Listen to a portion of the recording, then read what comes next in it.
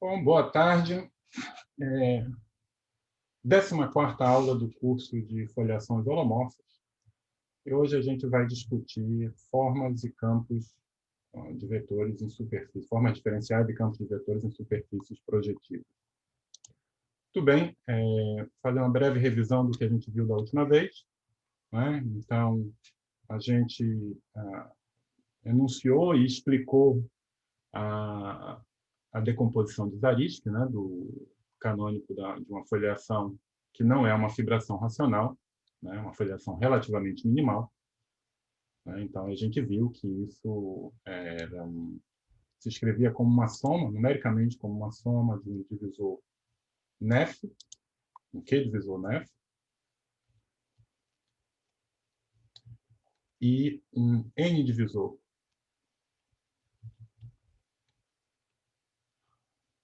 E um Q-divisor efetivo, com suporte contrátil. E, mais do que isso, a gente viu... Bom, como é decomposição de Zariski, a gente sabe que P vezes N é igual a zero, P ortogonal a N, e a gente viu que o suporte desse divisor contrátil eram cadeias de Hirzebruch-Young. Né? Então, um dos lados só tinha uma singularidade da foliação, e no outro eu tenho uma singularidade extra. Contração dessas cadeias me dão lugar a uma singularidade quociente.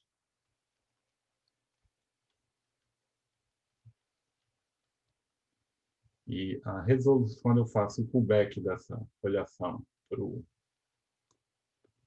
antes de tomar o quociente, a gente obtém uma foliação lisa.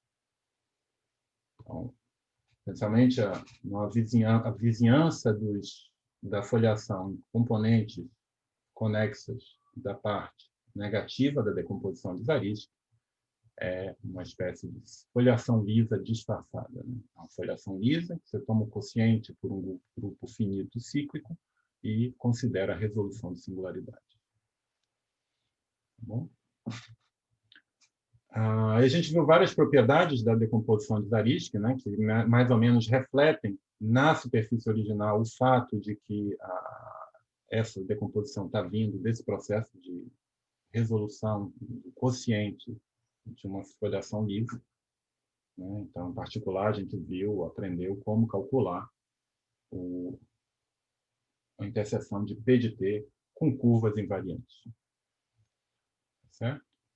Bom, de posse da decomposição de Zariski, da estrutura de decomposição de Zariski, a gente mostrou talvez o segundo teorema de estrutura, né, com respeito a invariantes birracionais. A gente mostrou que uma foliação relativamente minimal, com dimensão numérica igual a zero, após um recobrimento ramificado e um morfismo birracional, ela é gerada por um campo de vetor holomorfo global. Tá bom? E na aula de hoje, o que a gente quer é descrever um pouco melhor, é o objetivo de hoje,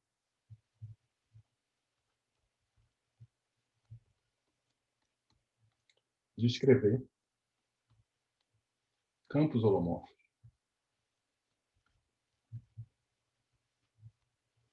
em superfícies projetivas.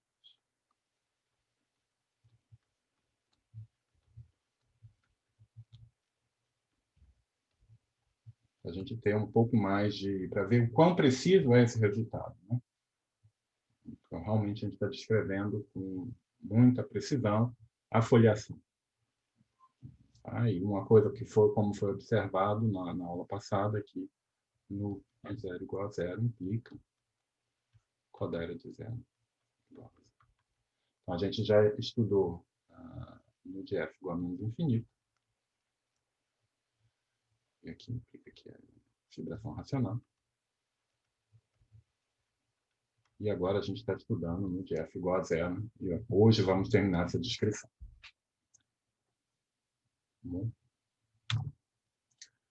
Bom, mas para falar de campo de vetores, é importante a gente entender um pouco melhor formas diferenciais em variedades compactas. Né? Então, aqui eu estou falando mais precisamente de formas. Então, vamos começar com uma proposição bastante simples. Eu vou pegar x uma variedade Keller compacta,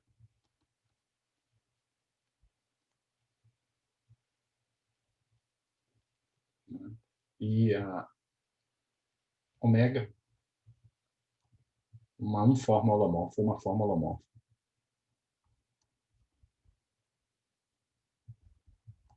Qualquer grau, o grau não é importante. Forma holomorfa.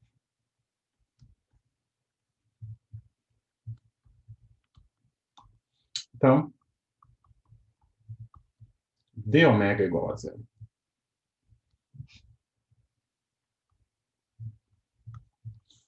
Eu lembro para vocês que o Keller compacto quer dizer que quer dizer várias coisas, por exemplo, que eu tenho uma métrica riemanniana cuja holonomia multiplica com a estrutura quase complexa, né? Uma multiplicação por I, mas para a gente, a única coisa que a gente vai usar é que existe uma uniforme, certo? Positivo, tal que fechada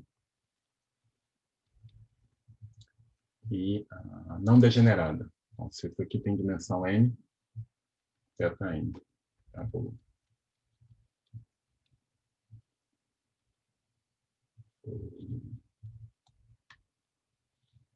Bom, então, o ponto é que a gente observa que eu tenho que uma forma, eu posso dessa forma, eu posso exprimir o seguinte, vamos pegar um ômega pertencente a zero, x, eu quero mostrar que d ômega,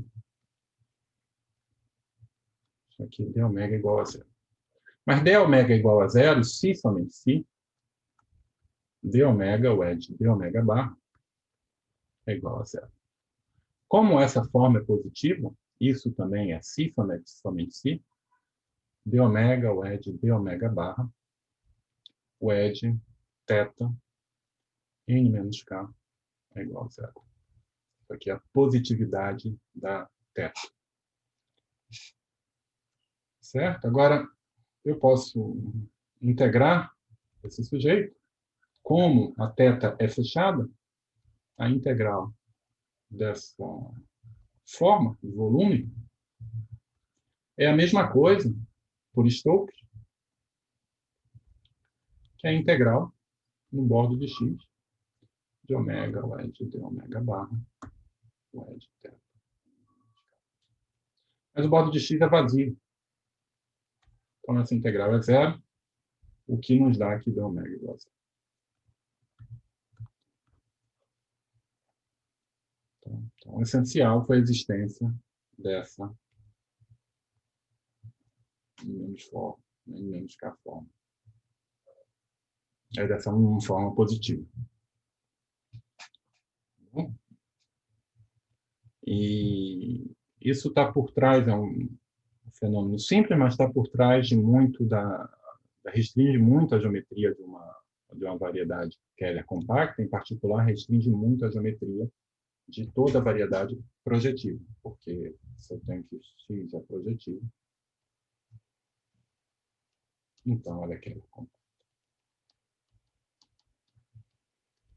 Basta mergulhar x no espaço projetivo e considerar a métrica de Fubini-Stude no espaço projetivo para obter uma métrica Keller por restrição.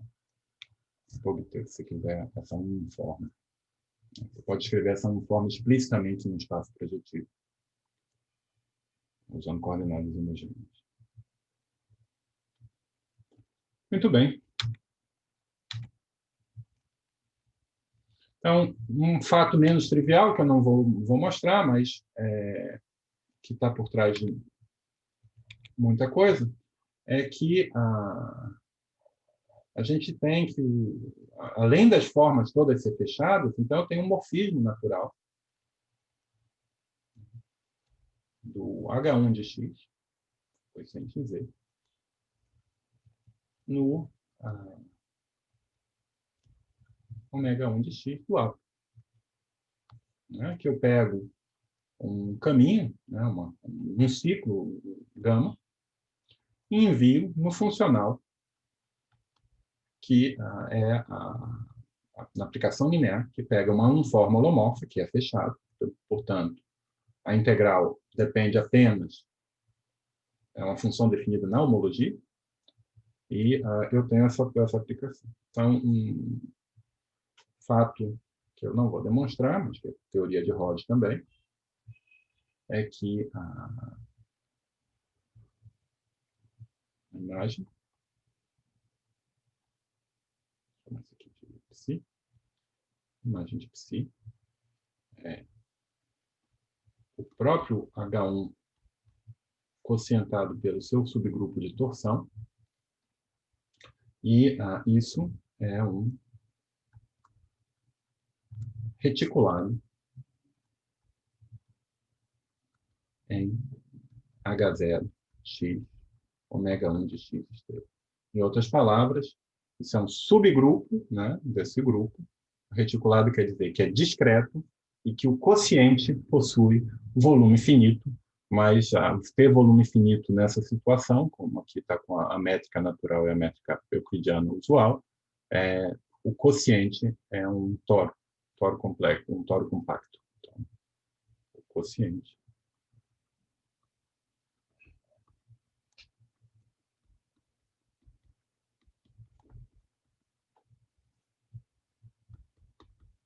Já vamos denotar só assim, né?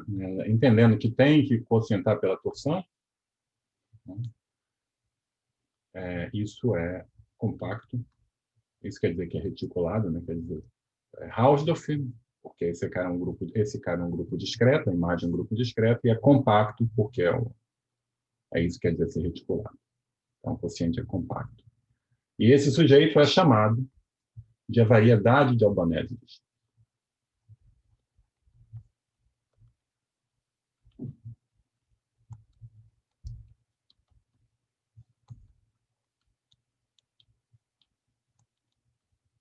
Então, isso claro que eu tenho que assumir X, Keller compacto. Se X não for Keller compacto, nada disso é necessariamente verdade.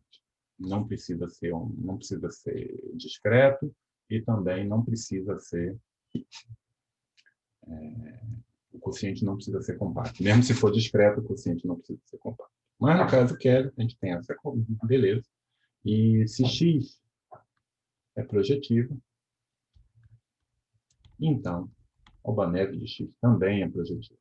Então quer dizer que é uma variedade abeliana. Os toros complexos compactos que são projetivos são chamados de variedades abelianas.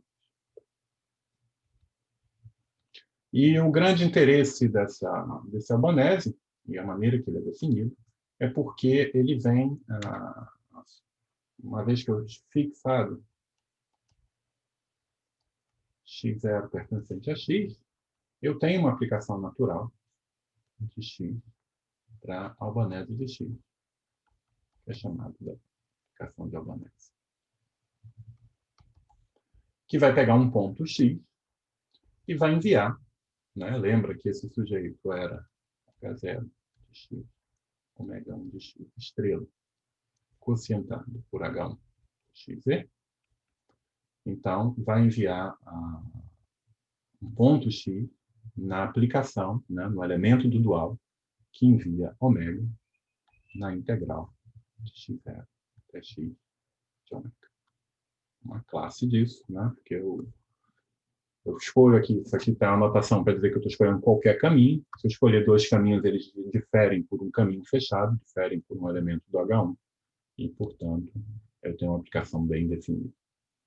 Tá? E essa aplicação tem uma propriedade construída para ter essa propriedade, uma propriedade notável, que é que o H0 de x, ômega 1 de x, é igual a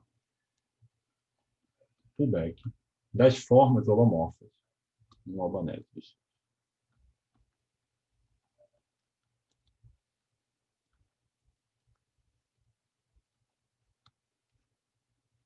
Tá? Então, principalmente se a gente quer entender foliações definidas por formas holomorfas, isso é extremamente é interessante e útil, né? Porque qual é a imagem que a gente tem que ter? Então, eu tenho aqui a minha aplicação de Albanese, eu tenho aqui a minha superfície. Imagina que eu tenho uma folhação dada por uma forma holomorfa. Então, isso, em geral, uma forma holomorfa vai ter singularidade, vai poder ter um comportamento bem complicado, mas o que a gente vê na imagem de Albanese, então, Albanese é um toro, né? Estou desenhando pictoricamente aqui, simplesmente como um pedaço do plano euclidiano, e eu vou ter uma forma alfa aqui, tal que ômega é igual a Albanese de x estrela de alfa. E não é difícil ver que as formas holomorfas numa variedade, num toro complexo, compacto, né, definem, né, no recobrimento universal, que é CN, uma foliação linear, e toda essa complicação que está vindo aqui não é da foliação em si, porque ela é bastante simples, né, é como se fosse uma folha linear, apesar de poder ter órbitas densas e tudo, por causa da recorrência, mas a complicação vem da imagem de X aqui dentro, que não vai ser transversal essa foliação, vai ter tangências, isso vão corresponder a singularidades. Mas muitas vezes é útil essa imagem para estudar foliações definidas por formas em X. Tá bom? Então, note, sempre que você tem uma variedade com formas diferenciais, uma variedade que ela é compacta com formas diferenciais, você tem essa aplicação e que ajuda muito para estudar a estrutura de X e a estrutura de objetos que vivem em X, como uma foliação.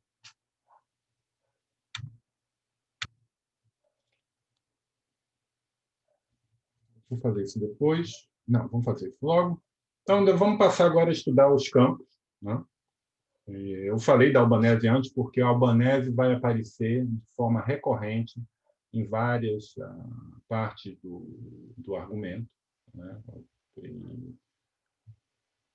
Mas, por enquanto, podemos ficar só com isso.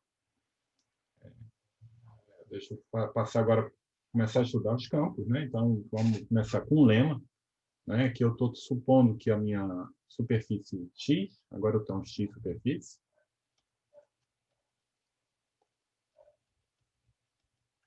e eu estou assumindo que eu tenho uma fibração elíptica, né? Uma fibração sobre X, com fibras elípticas, e eu tenho um campo holomorfo nessa superfície. Então, V, campo holomorfo.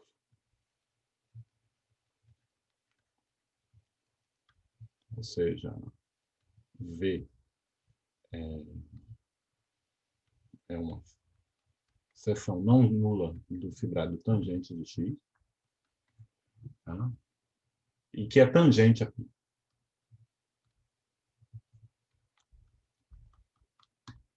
São as hipóteses, e a conclusão é que toda fibra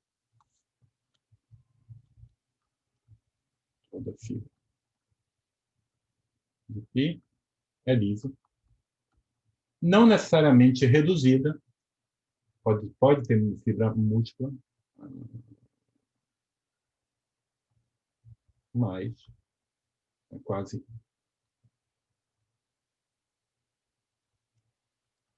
E, além disso, duas fibras gerais são isomórficas.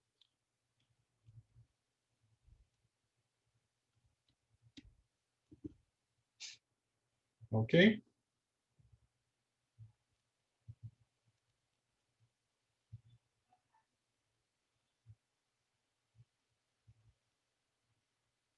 Então, deixa eu fazer um argumento aqui um pouco diferente, né? No livro, vocês podem encontrar um argumento. No livro tem um argumento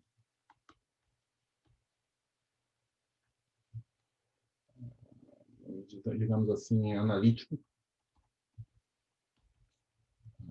usando multiplicação período, de certa maneira, usando...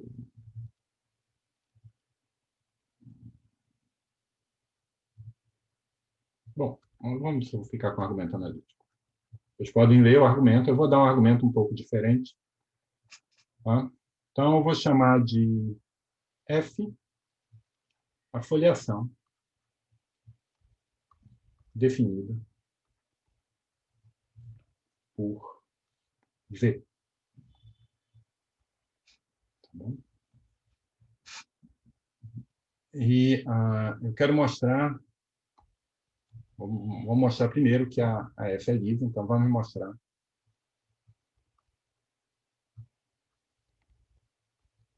Tem a F é lisa,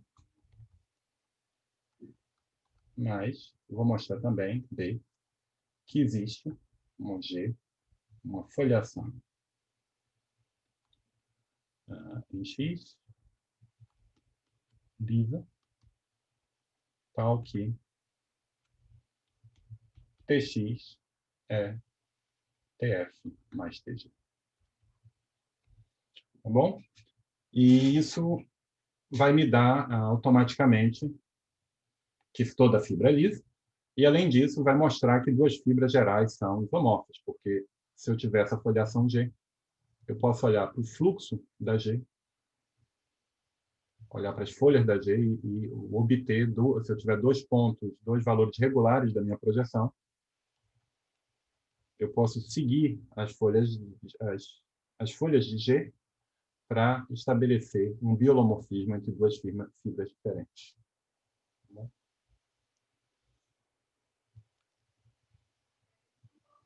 Como é que a gente vai mostrar isso? A gente vai mostrar o seguinte, então, vamos só lembrar o setup, né? F é a foliação definida por V.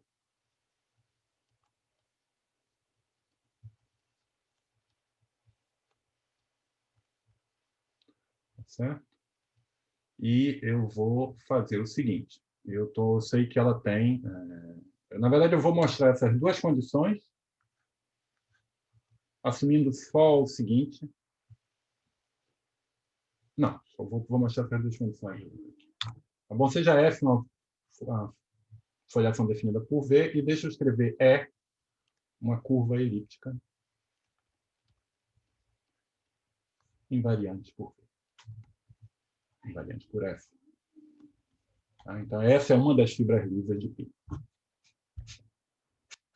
Certo? Então, o que eu quero construir? Eu quero construir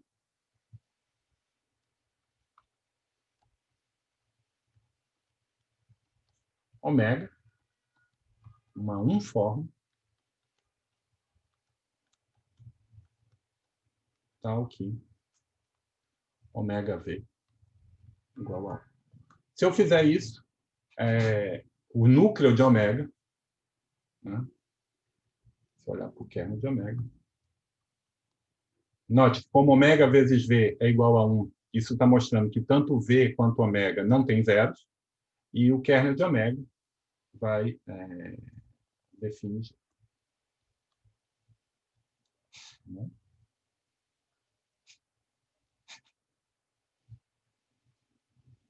Então, como é que eu vou fazer isso? Eu vou fazer da seguinte maneira.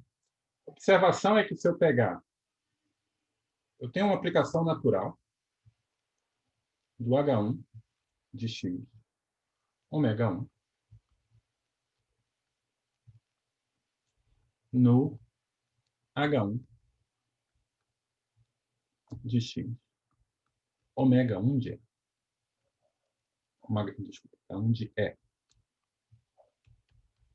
Que é dada simplesmente pela restrição. Bom? Isso aqui é a restrição. Agora, essa ômega 1 de E, como é uma curva elíptica, ele é trivial. Então, isso aqui é isomorfo a H1 de E, O de E. E, além disso, esse isomorfismo, a gente tem um isomorfismo, que é simplesmente fazer o quê? É contração de ômega 1 com V. Então, esse isomorfismo é dado pela contração com V. Isso aqui é contração com V. Ora, mas eu posso, então, usar a contração com V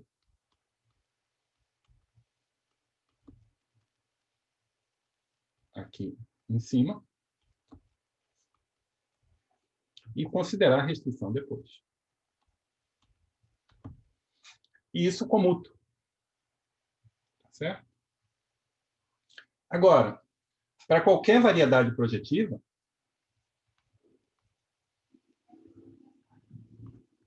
se eu pegar um divisor amplo,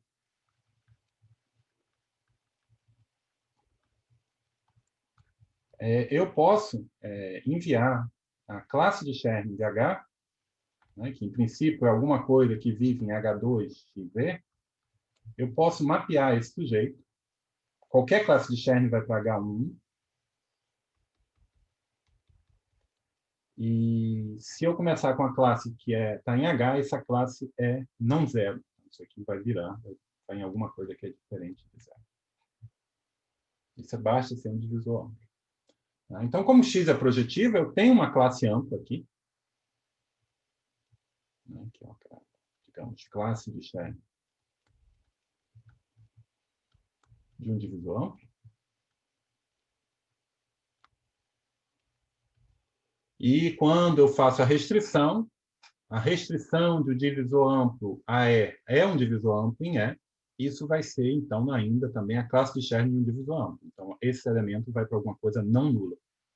Mas isso aqui é um isomorfismo, então eu tenho um elemento não nulo aqui. Mas se ele é um elemento não nulo e esse diagrama comuta, quer dizer que vem de um elemento não nulo daqui. Bom, então, o que a gente acabou de verificar é que esse sujeito é diferente de zero. Mas se esse sujeito é diferente de zero, então eu tenho que Hx ômega 1 de x, ele é diferente de zero. Em outras palavras, a gente acabou de verificar que a albanese de x tem dimensão positiva.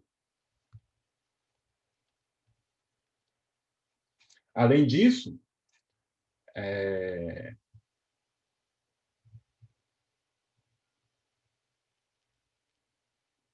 se a gente entender direitinho o que a gente fez aqui, a gente vê que aqui eu construí um elemento desse sujeito que é diferente de zero em E, né? Mas esse cara, por teoria de Rod, ele é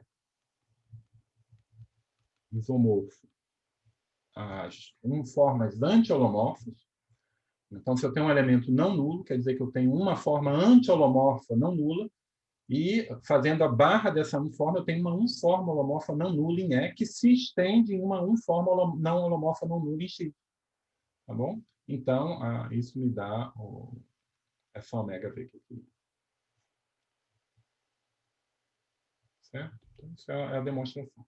Então, eu construí uma foliação transversal a F em todo ponto, em particular, tanto F quanto a foliação definida por ômega são lisas e elas me dão o isomorfismo, a foliação G me dá o isomorfismo de duas fibras diferentes.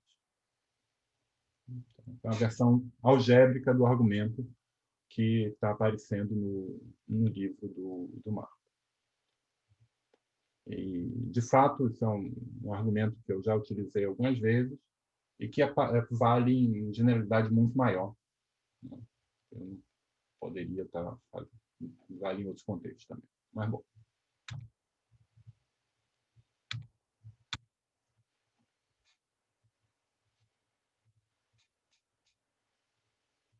Então, segundo resultado, vou fazer também. Esse não está no livro do Marco, mas é um resultado muito bonito, né?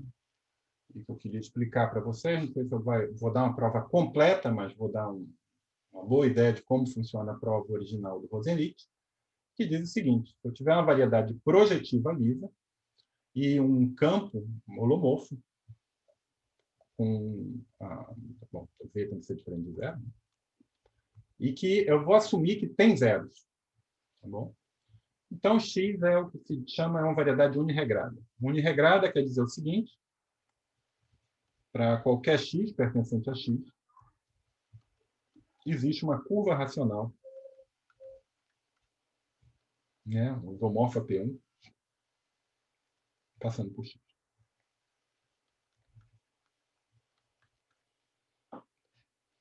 Como é que esse resultado foi demonstrado por Rosenitz?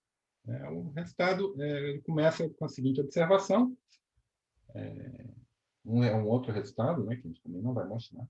Quando eu tenho um grupo de automorfismo de X, ou melhor, a componente conexa da identidade, é um grupo algébrico. Certo? Isso é um teorema mostrado pelo Grothendieck. E, então, vamos pegar esse... Seja ver um campo, né? E suponha que existe P, pertencente a X, ok, VP igual a zero.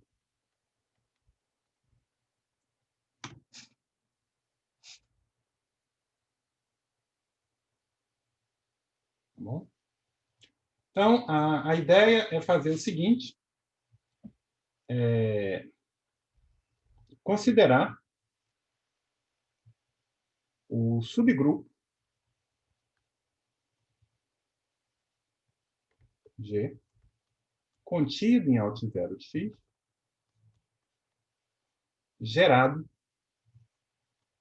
pelo fluxo de V. Se eu tenho um campo, eu posso considerar o fluxo associado, com a mais exponencial dele, considerar o fluxo. Isso me dá uma família, um parâmetro de automorfismo de x. Certo? Então, isso aqui é um subgrupo, em princípio, analítico, tá bom? Mais, que é, então, esse G, ele é um subgrupo analítico, de dimensão 1, mas que não é necessariamente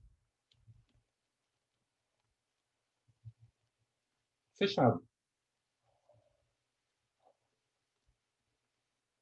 Certo? Mas, como tem dimensão 1, né, e é dado pela exponencial do campo, ele é abeliano. Então, o que a gente pode fazer é considerar o fecho de Zariski de G. Vou chamar isso de gama. Bom? Agora, vocês podem observar sem nenhuma dificuldade que, como G é abeliano, esse cara, perceba, como alt0x é um grupo algébrico, é uma variedade algébrica em particular, então faz sentido falar do fecho de Zariski. E como G é abeliano, eu tenho que gama também é abeliano. Bom? E, além disso,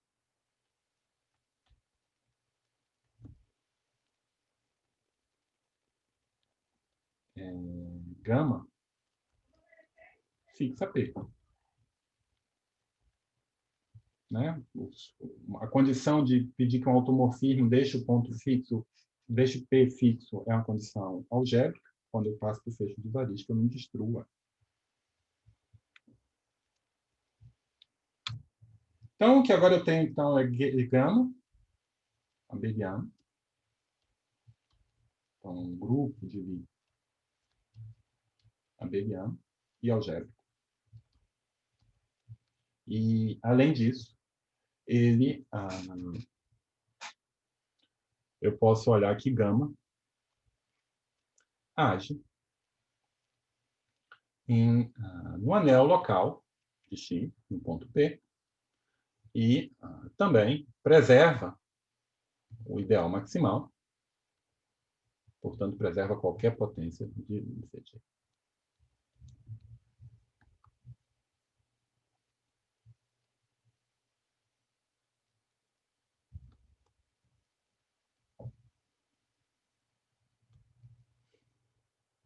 Bom, ora, Mas isso aqui é um espaço vetorial, de dimensão finita.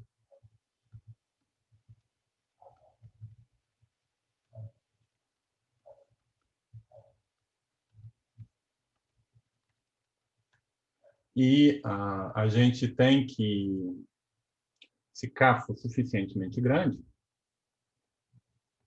então a ação acima é fiel.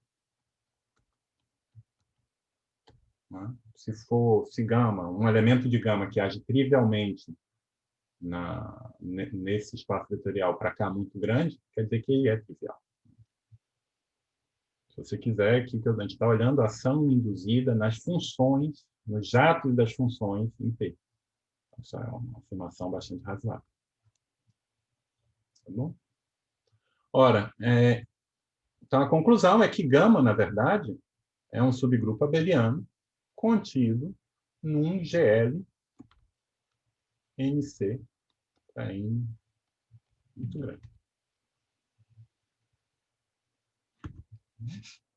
Ora, mas tem agora, então, tem um outro teorema do Rosenlicht. Se eu tiver subgrupos fechados na topologia de Zariski, fechados e abelianos, de GLM, eles são isomorfos. Há uma potência do grupo multiplicativo com uma potência do grupo aditivo. Tá bom? E uma coisa que eu não falei, né, que quando eu enunciei o teorema de Grothendieck, é que esse é um grupo algébrico e a ação de alt 0 x em x é algébrico.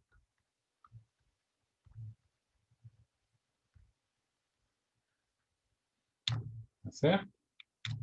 Então, agora eu tenho que gama. Então eu tenho uma ação do que eu produzi. Tá? De tudo isso, eu produzi uma ação algébrica. O Rosenlicht, de C estrela R, C aditivo S, em X. Particular, eu tenho um monte de curvas racionais. X é coberto por curvas racionais.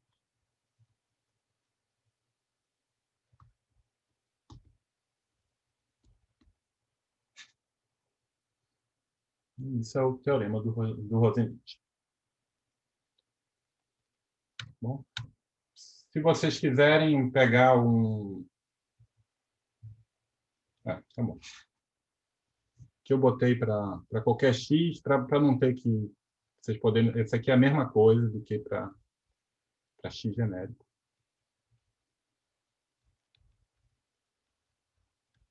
Existe curva racional. Perdón, Jorge, ¿puedo hacer una pregunta? Pode.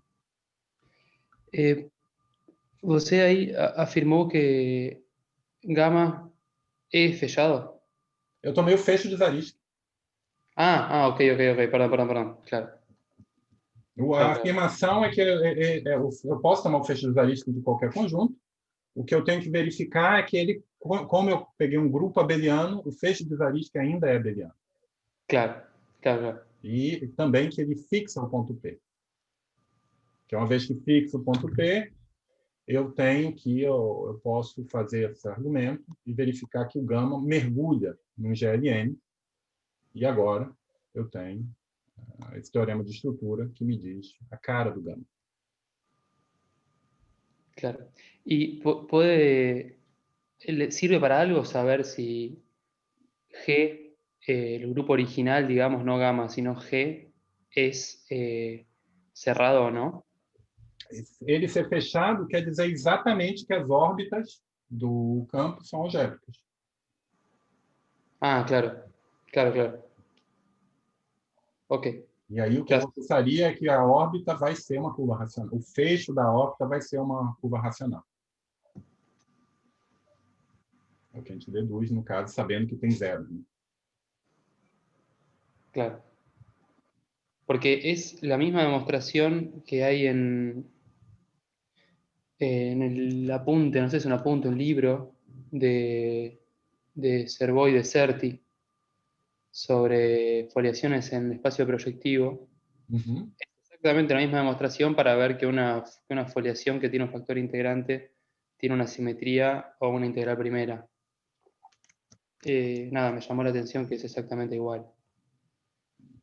Pero Fator integrante. una foliación que tiene un factor integrante. Isso na verdade, bom, é uma coisa estándar, isso aparece já no meu artigo com o Percy sobre automorfismo de foliação. Isso mas é um argumento estándar, né? Isso aqui é da década de 60. Claro. ¿Dónde es que aparece por primera vez? Eu acho que aparece aqui. Eu aprendi esse teorema do Rosenlicht muito depois, mas esse argumento de tomar o feixe de Zariski tem pelo menos no artigo meu com o Percy Fernandes sobre automorfismo de foliações. Ok, Mas não a ideia não é nossa, é uma ideia padrão, né? Como eu falei, está aqui, né? Já está no Rosenlicht. Né? E ok, é ok. supernatural. Né? Você quer Claro. estudar um grupo de automorfismo, você toma o feixe. Não tem... Mas é bem poderoso isso. Isso é um argumento que é muito útil em várias situações. Por isso que eu quis apresentar ele para vocês. Né? E aqui você vai um passo além, né? Que ainda tem essas outras observações que todas elas são tem essa classificação que é não trivial, apesar de ser natural, não é completamente óbvio, mas eu acho um teorema muito bonito. Sí. Bueno, gracias. E na verdade, o argumento que eu dei para mostrar esse lema tem uma versão mais sofisticada dele, em que você pode provar um teorema desse tipo mais geral. Então, existe, vale o mesmo resultado. Se existe P pertencente a H0, X, de P, Px, P maior igual que 1, e V com zeros. Com algum zero. V diferente de zero, mas com algum zero. Então, esse argumento do Rosenlicht, eu não sei como fazer funcionar nesse contexto mais geral, mas existe uma versão mais sofisticada do argumento anterior que mostra isso. Vocês podem ver isso, está no artigo Singular Foliations with Trivial Canonical Class. Eu acho que é a seção 5, se eu não me engano.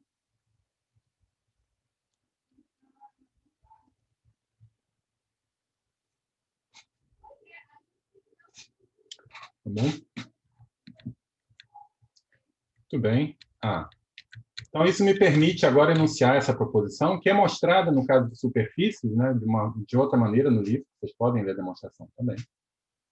Então, se eu tiver uma superfície de dimensão de Kodaira não negativa, né, então, deixa eu fazer uma observação, x unirregrada implica que Kodaira de x é igual a menos infinito.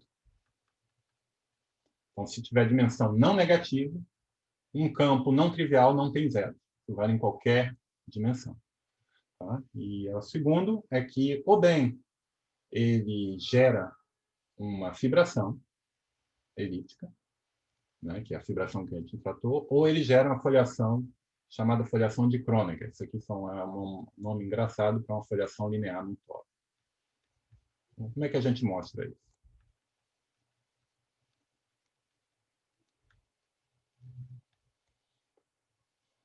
Toro, superfície abeliana. Então, a ideia... Então, a gente já viu, isso aqui é o Rosenlicht. E a gente pode olhar para a aplicação de Albanese.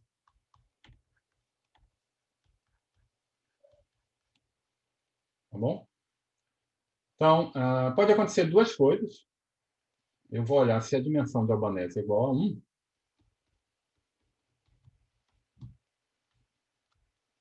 Então, necessariamente, a minha foliação é tangente à filiação de Albanese. Tangente a Alp. Por quê? A gente viu na prova do lema que existe ômega, aqui ômega V é igual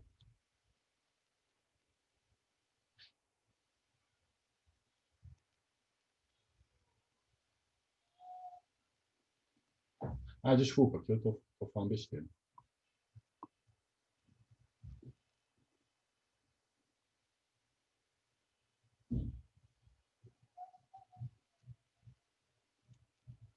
Estou falando aqui.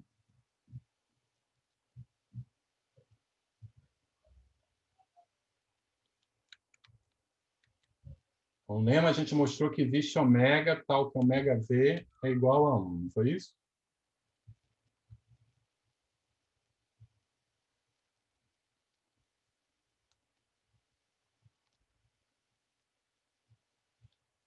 Tá, então, na verdade, aqui é justamente o contrário, né?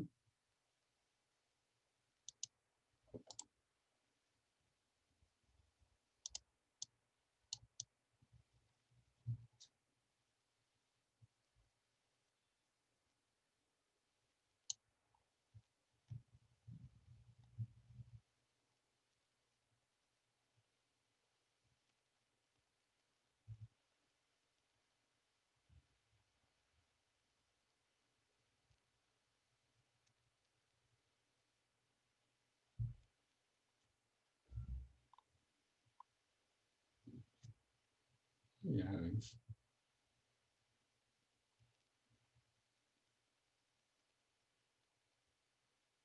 Bom.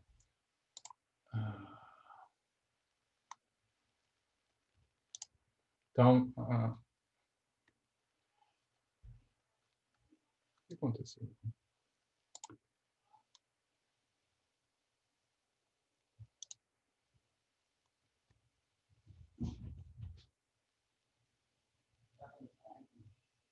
Bom, então, na verdade é que como a dimensão é 1 e eu tenho ômega V diferente de 1, né, isso aqui implica que Albanese de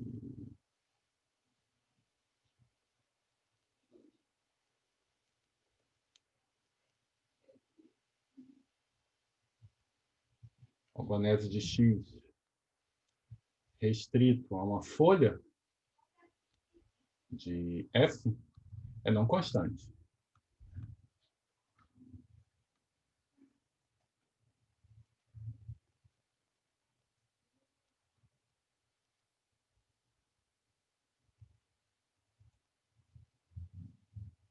Tá bom? Então, se a dimensão é igual a 1, eu tenho duas possibilidades, né? Então, eu vou ter aqui a Albanese de X e eu tenho, o que eu estou vendo aqui, eu tenho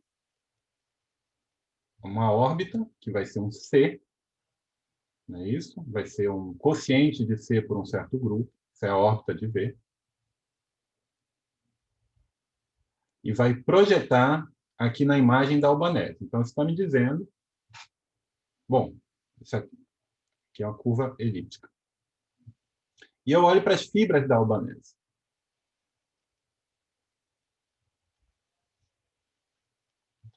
Tá certo? Agora, a fibra da albanese, ela pode ser... eu vou olhar o gênero da fibra. Pode ser de gênero 0. Isso aqui não vai acontecer porque eu estou assumindo que a dimensão de Kodaira é não negativa. Pode ser de gênero 1. Tá bom? Mas aí, então, eu tenho que as fibras definem uma foliação por curvas elípticas, e pelo lema eu produzo uma forma que vai ser não nula, restrita a essa curva, contradizendo que a dimensão é igual a 1, então também aqui não acontece. Ou bem, o gênero é maior ou igual que 2.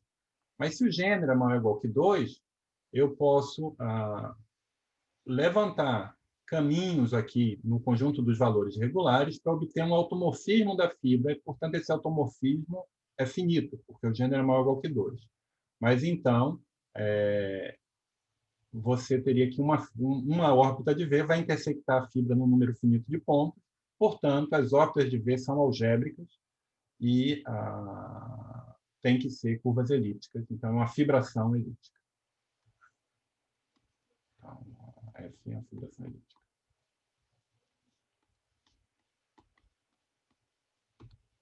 Tá bom?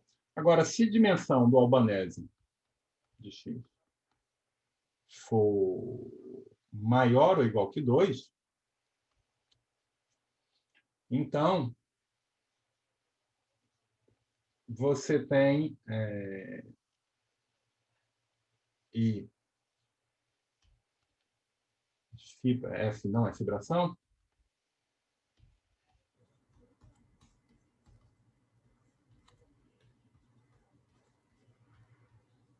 Então, não é difícil. Você vê o seguinte, aqui você pode usar o argumento de tomar o fecho novamente para garantir que eu tenho pelo menos 2 campos comutando.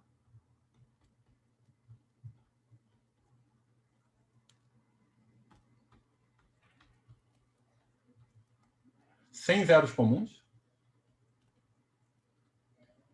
Sem zeros, nenhum dos dois. E transversais ao longo de toda...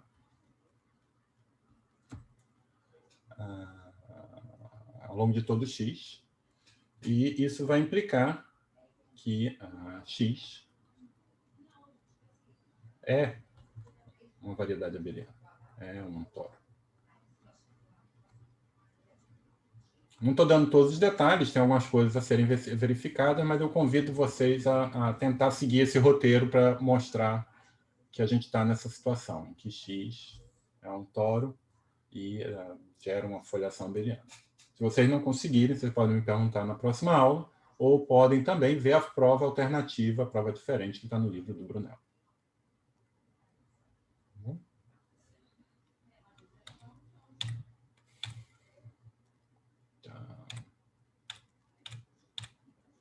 Então, agora a gente pode enunciar a classificação de foliações em superfícies. Foliações geradas por campos, né? Então, a gente viu aqui agora, desculpa, a gente passa para a superfície unirregrada. Agora, X é unirregrada. E a gente vai ver duas possibilidades. Então, agora, a gente sabe que X é birracionalmente equivalente a P1 vezes C, né? E que o H0x ômega 1x é o H0x C ômega 1C. Então, é isso. Você vai analisar 3 possibilidades. Então, a primeira possibilidade é quando o gênero de C é maior ou igual que 2.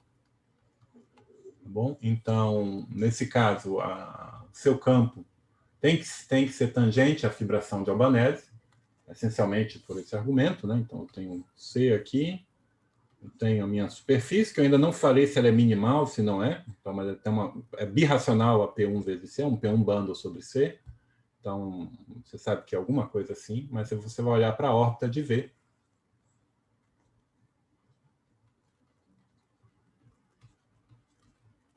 Isso é um C sobre gama. Em particular, você tem uma aplicação de C na órbita de V e você estaria produzindo uma aplicação de C na base dessa fibração. Então, a aplicação de C vai para o recobrimento universal. O recobrimento universal, quando o gênero é maior ou igual que 2, é o disco. Então, eu tenho uma aplicação de C em D, uma aplicação limitada, portanto, constante, igual ali o vídeo. Então, a órbita tem que estar tangente. É isso que a gente está dizendo. No caso em que a base tem dimensão 1, tem gênero 1, então pode ser que seja tangente, a gente não está excluindo, mas se não for tangente, o que acontece é que eu posso achar um modelo,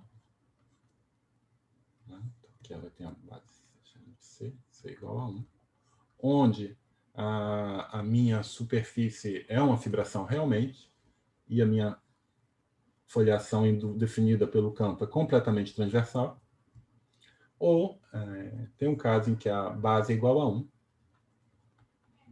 tem gênero igual a 0, então isso vai ser isomorfa P1 vezes P1, e o modelo, né, vai ser bem assim,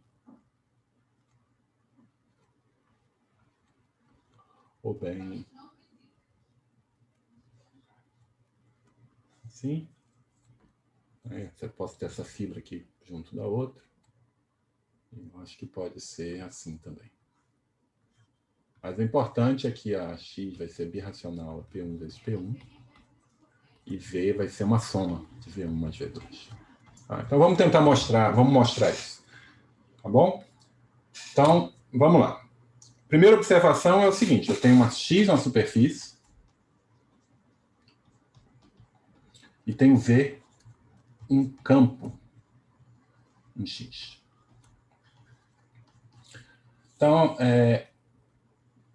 a ideia é a gente vai ter que produzir uma série de alterações birracionais de modo que não destrua o campo para poder chegar em um dos modelos anteriores. Então, a primeira observação é que eu posso assumir, então, suponha que esse x não é relativamente minimal. Esse x não é minimal. Relativamente minimal. Então, aqui eu estou usando a terminologia clássica de superfícies, né? Que é uma superfície não vai ser minimal somente se tiver uma curva menos 1. Ou relativamente minimal, se vocês quiserem. Não estou falando que o modelo é 1. Então, isso quer dizer que existe C contido em x, C ao quadrado igual a menos 1, e 6 no morfo P1. Curva lisa. Tá bom? Mas isso é uma curva isomorfa P1. Então, a gente pode observar que a gente pode argumentar de várias maneiras. A primeira é bastante intuitiva, né? Quando a autointerseção é menos 1, a gente sabe que a curva é rígida. E se eu olhar o fluxo do campo, o campo, como essa curva é rígida, ele tem que preservar a curva. Tá certo? E, portanto, eu posso contrair e eu ainda vou ter um fluxo embaixo.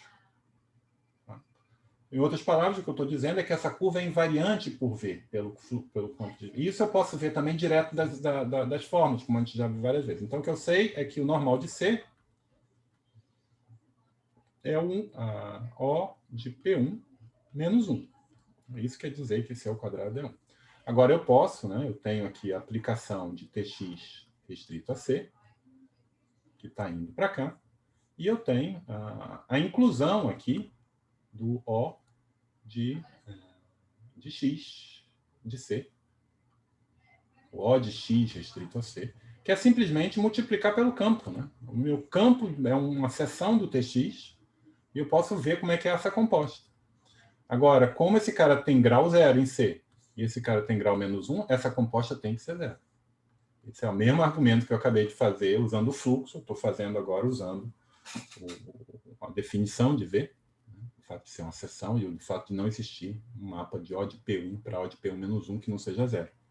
Então, de qualquer forma, eu posso contrair e obter uma superfície relativamente minimal após um número finito de contrações. Tá bom? Então, você vê, nesses dois, no caso em que eu tenho que o gênero da base, né, que o H0, esse número aqui é o H0, X, ômega 1 de x. Quando esse número é diferente de zero, o que eu obtenho é um P1 bando sobre uma curva de gênero maior ou igual que 1. Aí, realmente, eu já tive essa descrição, já estou com essa descrição, e o fluxo, o campo, tem que ser transverso. Nesse caso 2, se não for fibração de Albanese, o campo tem que ser transverso à fibração. Isso aqui acontece quando o V é transversal à fibração. Fibração de Albanese. E nessa situação, que você vê essa descrição, que é a teoria, isso segue da teoria de foliações transversais da fibração. Vocês podem ver, por exemplo, o capítulo 5 do livro do Camacho com Alcides, né, que é um livro de teoria geométrica das foliações clássicas, não precisa nem que seja holomorfa nem nada. Então, isso é justamente esse enunciado. Então, fica simplesmente esse caso, né, em que a gente está com... em que não tem forma. Tá bom? Então, se H0 de x, ômega 1 de x é igual a zero, então, depois de você contrair um monte de vezes, você tem duas possibilidades. Bom, você tem um certo número de possibilidades. X pode ficar isomorfa P2 ou isomorfa sigma n, que é a superfície de Hirzebruch de ordem n, que é simplesmente a projetivizado de OP1 com OP1 menos n. E essa superfície, que é um P1 bando sobre P1, que tem uma única seção de autointerseção negativa igual a menos n.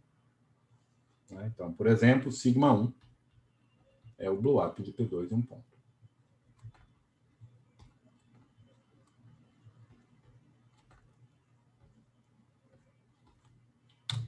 Tá bom? Então, vamos olhar para essa única seção. Suponha que eu estou em sigma n. Tá bom? Olha para essa única seção com autointerseção zero. Como a gente já argumentou, essa seção tem que ser invariante pelo campo. Sigma. Aqui eu tenho projeção π. Albanese, na verdade? Não é Albanese, agora não é. Π, projeção em P1. E sigma, quadrado igual a menos n. Então tem que ser sigma invariante por F. Ou invariante por V. Bom, agora, como ela tem autointerseção menos n, ela tem que ter uma singularidade aqui. Então, essa singularidade existe por conta do Camacho-Side. Então, existe P singularidade. Eu estou olhando para a foliação associada por V. Além disso, você verifica que essa foliação, a foliação definida por V, é Riccati com respeito a π. Então, a existência dessa singularidade me dá a existência de uma fibra invariante aqui.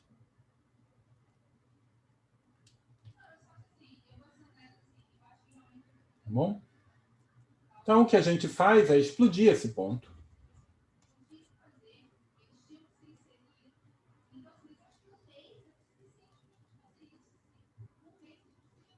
Aqui eu vou ter o divisor excepcional. Aqui eu vou ter outra singularidade.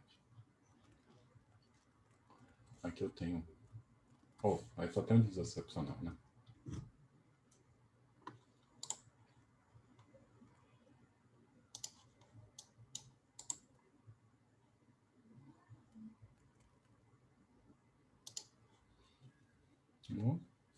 Então, você tem um divisor excepcional e eu tenho aqui o transformado estrito da fibra.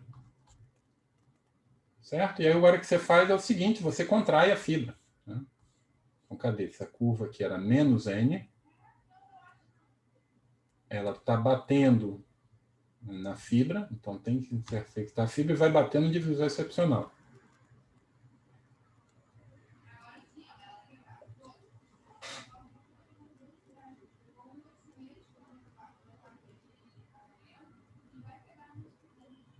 Não, não é isso que eu quero fazer, não, desculpa.